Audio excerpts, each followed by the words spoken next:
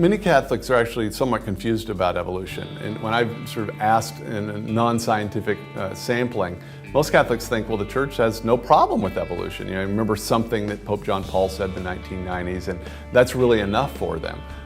More sort of careful studying type people realize that there's some kind of problem, but they often don't actually know what the Church's official position is. If you read the official literature, though, you read Pope Pius XII's encyclical from 1950, for instance, and theological commissions that have talked about evolution, it's clear that from the beginning, the Church has had serious concerns about Darwinian evolution, and that's the important distinction. We can't just talk about evolution vaguely, as if we're talking about the age of the universe or change over time. It's the specifically Darwinian claim of random genetic mutations and natural selection. So a purposeless and unguided process, as it's normally defined.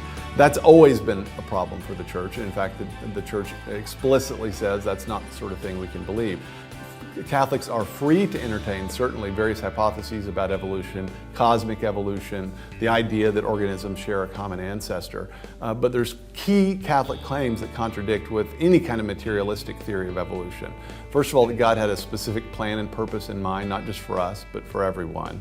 That God in some way specially acted in the creation of Adam and Eve, that all human beings are the descendants of Adam and Eve, who themselves freely sinned and fell from an original innocent state. Those are key Catholic doctrines, and any theory of evolution that contradicts that is going to be a theory of evolution that's contrary to the Catholic faith.